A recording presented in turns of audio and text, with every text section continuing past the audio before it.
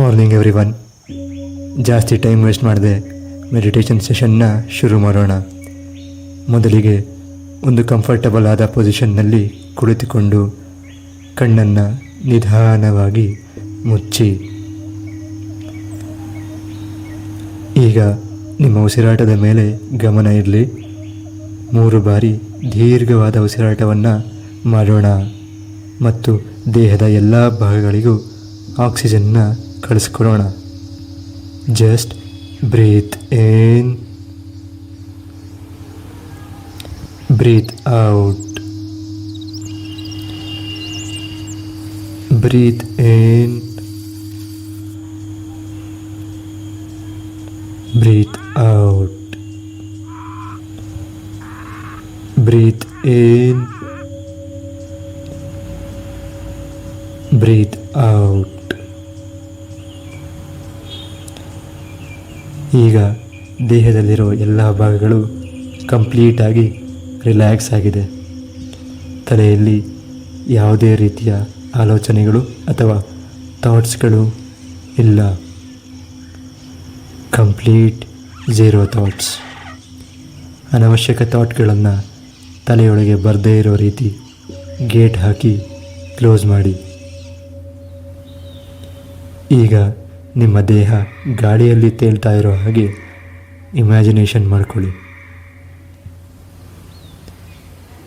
ಸುತ್ತಮುತ್ತಲಿನ ಪ್ರಾಣಿ ಪಕ್ಷಿಗಳ ಸದ್ದನ್ನು ಗಮನವಿಟ್ಟು ಕೇಳಿ.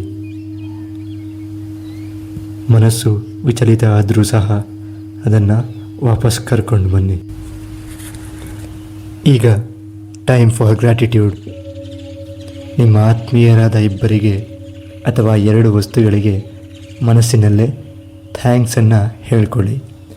ಅದು ತಂದೆ, ತಾಯಿ, ನೀರು, ಗಾಳಿ, ಫ್ರೆಂಡ್ಸು, ಯಾರಾದರೂ ಆಗಿರಲಿ, ಅವರಿಗೆ ಮನಸ್ಸಿನಲ್ಲೇ ಧನ್ಯವಾದಗಳನ್ನು ತಿಳಿಸಿ.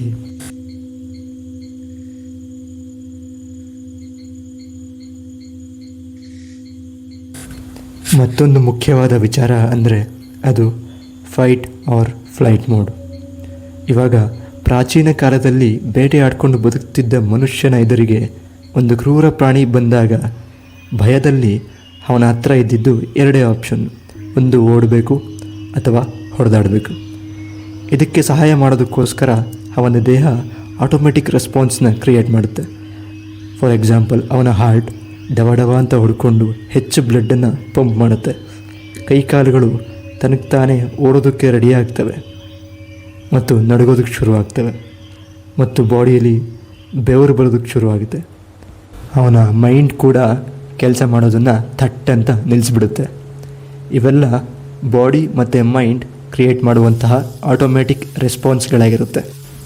ಅವನಿಗೆ ಇದ್ದ ಬ್ರೈನು ಮತ್ತು ಇವಾಗ ನಮಗೆಲ್ಲರಿಗೂ ಇರೋ ಬ್ರೈನ್ಗೂ ಏನೂ ವ್ಯತ್ಯಾಸ ಇಲ್ಲ, ಎರಡೂ ಒಂದೇ.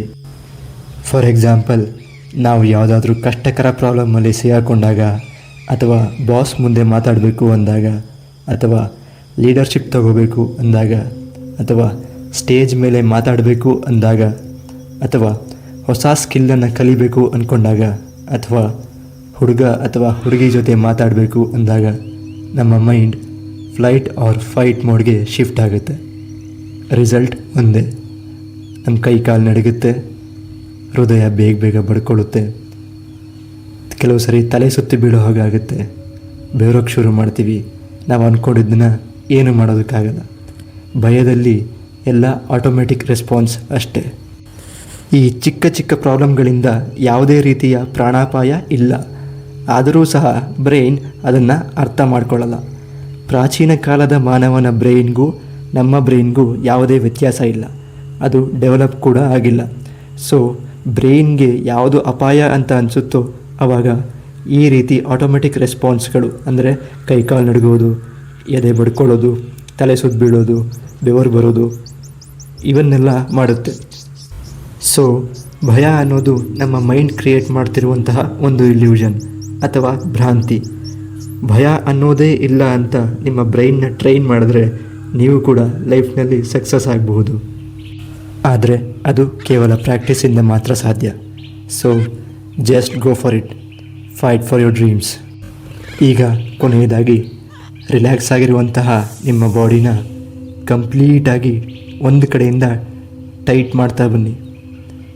Let's start from toes, legs, knees, thighs, back, stomach, chest, back, hands, fingers, elbows, shoulders, neck, head, mouth, nose, eyes, eyebrows ಎಲ್ಲವನ್ನೂ ಸಹ ಕಂಪ್ಲೀಟಾಗಿ ಟೈಟ್ ಮಾಡಿ. Extreme tight.